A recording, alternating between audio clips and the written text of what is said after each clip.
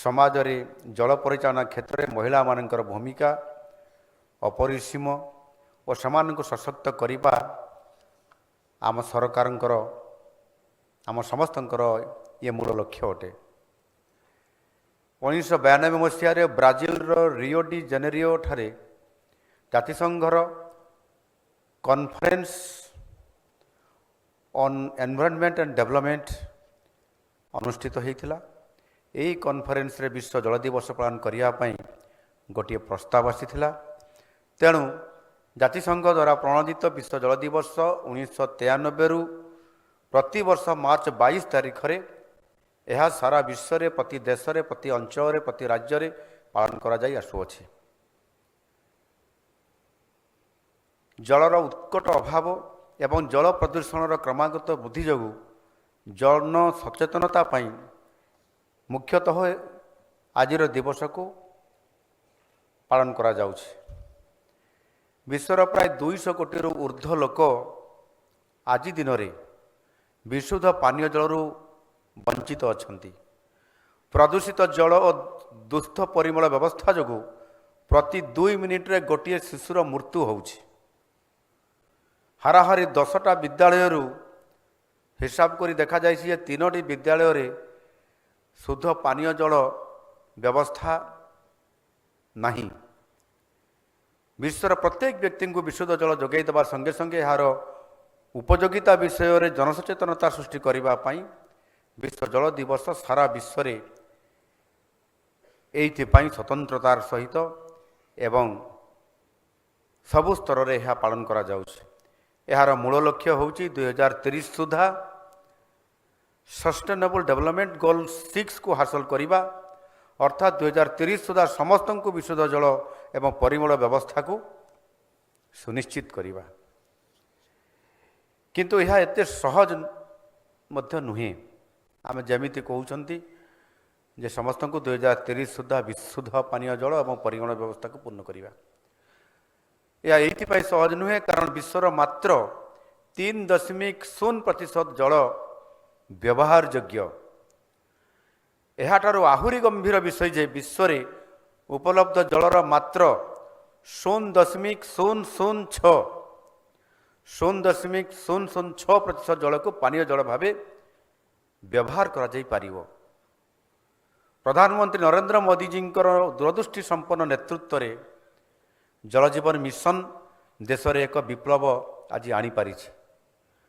ପ୍ରତି ଘରକୁ ପାଇପ୍ ଯୋଗେ ବିଶୁଦ୍ଧ ପାନୀୟ ଜଳ ହର୍ ଘର ଜଲ ପହଞ୍ଚାଇ ମହିଳାମାନଙ୍କୁ ଦୁଃଖରୁ ମୁକ୍ତି ଦେବା ହେଉଛି ଆମର ସଂକଳ୍ପ। ମାନ୍ୟବର ପ୍ରଧାନମନ୍ତ୍ରୀ ନରେନ୍ଦ୍ର ମୋଦିଜୀଙ୍କର ଦୂରଦୃଷ୍ଟି ହେଉଛି ନାରୀ ଶକ୍ତିରୁ ରାଷ୍ଟ୍ର ଶକ୍ତି, ନାରୀ ଶକ୍ତିରୁ ରାଷ୍ଟ୍ର ଶକ୍ତି। ସେ ବିଶ୍ୱାସ କରନ୍ତି ଯେ ଯେତେବେଳେ ଜଣେ ମହିଳାଙ୍କୁ ଜଳ ପାଇଁ ସଂଘର୍ଷ କରିବାକୁ ପଡ଼େ ନାହିଁ ସେତେବେଳେ ସେ ଦେଶର ବିକାଶର ନିଜର ସମ୍ପୂର୍ଣ୍ଣ ସମୟ ସାମର୍ଥ୍ୟ ବିନିଯୋଗ କରିପାରନ୍ତି। ଜଳଶକ୍ତି ଅଭିଯାନ ମାଧ୍ୟମରେ ମୋଦିଜୀ ଜଳ ସଂରକ୍ଷଣକୁ ଏକ ଜାତୀୟ ପ୍ରାଥମିକତା ଭାବେ ଗ୍ରହଣ କରିଛନ୍ତି। ସେ ସବୁବେଳେ କ୍ୟାଚ୍ ଦି ରେନ୍ର ବାର୍ତ୍ତା ଦେଇ ଆସିଛନ୍ତି, ଯେଉଁଥିରେ ମହିଳାମାନଙ୍କୁ ଜଳ ଗୁଣବତ୍ତା ପରୀକ୍ଷା ଏବଂ ପରିଚାଳନା ପାଇଁ ସବୁବେଳେ ତାଙ୍କୁ ପ୍ରଶିକ୍ଷିତ କରାଯାଉଛି। ଆମ ଡବଲ ଇଞ୍ଜିନ୍ ସରକାରର ମୂଳମନ୍ତ୍ର ହେଉଛି ସବକା ସାଥ, ସବକା ବିକାଶ, ସବକା ପ୍ରୟାସ, ସବକା ବିଶ୍ୱାସ। ଜଳସେବା କ୍ଷେତ୍ରରେ ମଧ୍ୟ ଆମେ କୌଣସି ବି ବର୍ଗକୁ ପଛରେ ପକାଇବୁ ନାହିଁ। ସମସ୍ତଙ୍କ ପାଇଁ ସୁଲଭ ଜଳ ଉପଲବ୍ଧ ନିଶ୍ଚିତ ଭାବରେ ଆଗାମୀ ଦିନମାନଙ୍କରେ ଖୁବ୍ ଶୀଘ୍ର ହେବା ପାଇଁ ଯାଉଅଛି।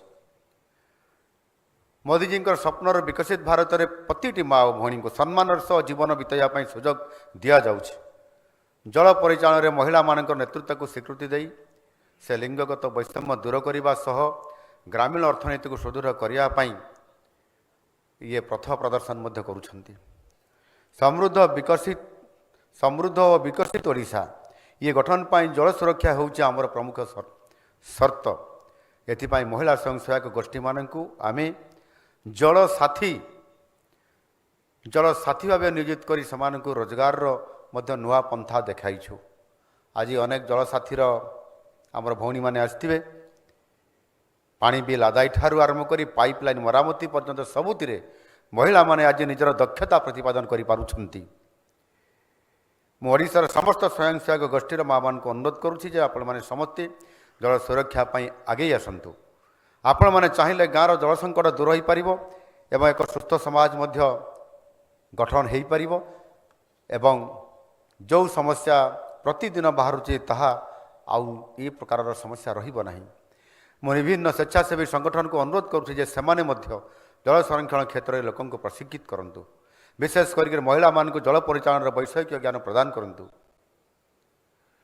ଜଳର ଅଭାବ ଗରିବ ଲୋକଙ୍କୁ ସବୁଠାରୁ ଅଧିକ ପ୍ରଭାବିତ କରେ।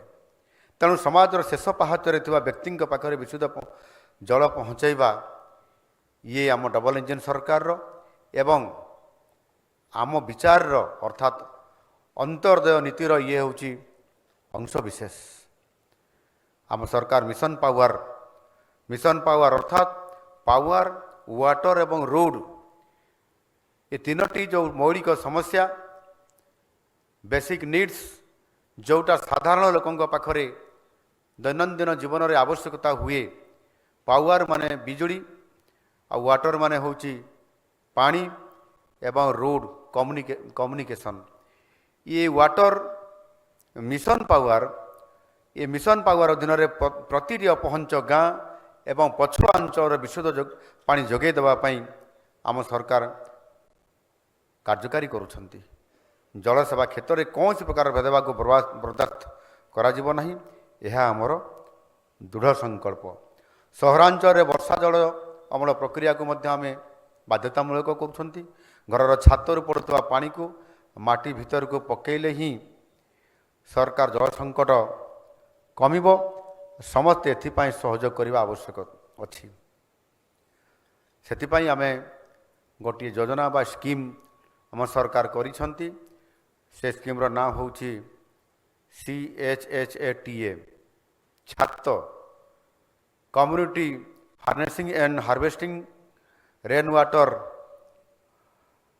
Artificially from terrace to aquifer. ଏବଂ ଏଇଭଳି ଆଉ ଗୋଟିଏ ମଧ୍ୟ ଆମେ ସ୍କିମ୍ କରିଛୁ ଯେଉଁଟାକି ଅରୁଆ ଆର୍ଟିଫିସିଆଲ ରିଚାର୍ଜ ଟୁ ଅଣ୍ଡରଗ୍ରାଉଣ୍ଡ ଆକ୍ୱିଫର। ଏଣୁ ନିଶ୍ଚିତ ଭାବରେ ସେଥିପାଇଁ ଆମେ ଯେଉଁ ଘରର ଛାତରୁ ପଡ଼ୁଥିବା ପାଣି ତାକୁ ଯଦି ମାଟି ଭିତରକୁ ଆମେ ପଠାଇ ପାରିବା ତାହେଲେ ମାଟି ଭିତରେ ଯେଉଁ ପାଣି ପହଞ୍ଚିଲା ପରେ ସେ ରିଚାର୍ଜ ହୋଇଯିବ ଏବଂ ତାହା ହିଁ ଆମକୁ ଜଳ ସଙ୍କଟରୁ କମ୍ କରିବ ବା ଆମକୁ ମୁକ୍ତି ଦେବା ପାଇଁ ସେ ସାହାଯ୍ୟ କରିବ। କୃଷି କ୍ଷେତ୍ରରେ ପ୍ରତି ବୁନ୍ଦା ଜଳରେ ଅଧିକ ଫସଲ ଅର୍ଥାତ୍ ମୋର୍ କ୍ରପ୍ ପର୍ ଡ୍ରପ୍ ନୀତିକୁ ଆମେ ପ୍ରୋତ୍ସାହିତ କରୁଛୁ। ଡ୍ରିପ୍ ଏବଂ ସ୍ପ୍ରିଙ୍କଲର ଜଳସେଚନ ମାଧ୍ୟମରେ ଚାଷୀମାନେ କମ୍ ପାଣିରେ ଭଲ ଶସ୍ୟ କିଭଳି ଭାବରେ ଅମଳ କରିପାରିବେ ସେଥିପାଇଁ ମଧ୍ୟ ଆମେ ଧ୍ୟାନ ଦେଉଛୁ ଏବଂ ସେଥିପାଇଁ କମ୍ ଖର୍ଚ୍ଚରେ ପ୍ରତ୍ୟେକଟି ଜଳସେଚନର ଇରିଗେସନର କାମକୁ ତ୍ୱରାନ୍ୱିତ କରିବା। ଏବେ ମାନ୍ୟବର ଉପମୁଖ୍ୟମନ୍ତ୍ରୀ ମହୋଦୟ ତାଙ୍କର ଜିଲ୍ଲାରେ ଏବଂ ତାଙ୍କ ଅଞ୍ଚଳରେ କିଭଳି ଭାବରେ ଯଦି ହାଇ ବ୍ରିଜ୍ ଗୋଟେ ହେଉଛି ତଳେ ଯେଉଁ ପୁରୁଣା ବ୍ରିଜ୍ ଅଛି ତାକୁ ସଟର ଲଗାଇଦେଲେ କେମିତି ସେଥିରେ ଆପଣଙ୍କର ବଜେଟ୍ ପଇସା ବି କମିଯିବ ଏବଂ ସେଥିରେ ଜଳକୁ ଧାରଣ କରିକରି ତାକୁ ମଧ୍ୟ ଇରିଗେସନ୍ ପର୍ପଜ୍ରେ ବ୍ୟବହୃତ କରାଯାଇପାରିବ ଏବଂ ସେ କରିକିରି ଗୋଟେ ଦେଖେଇଛନ୍ତି। ଏଣୁ ନିଶ୍ଚିତ ଭାବରେ ଆଜି ଆମକୁ ସେ ପଥ ପ୍ରଦର୍ଶକ ହିସାବରେ ଗୋଟେ ଭଲ ଉଦାହରଣ ଦେଇଛନ୍ତି। ଆଶା କରିବା ନିଶ୍ଚିତ ଭାବରେ ସେଇଭଳି ଭାବରେ ଆମ ବିଭାଗ ଏହାକୁ ଗୁରୁତ୍ୱର ସହ ବିଚାରକୁ ନେବେ।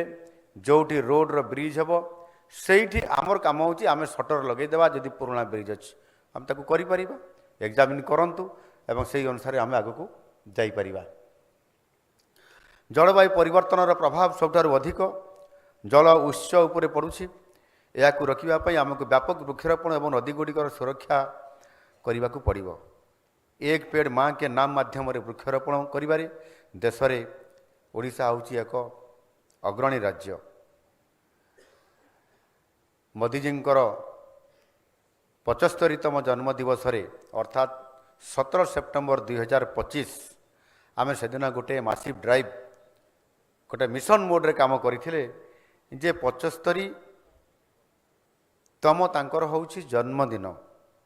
ମୋଦିଜୀଙ୍କର, ନରେନ୍ଦ୍ର ମୋଦିଜୀଙ୍କର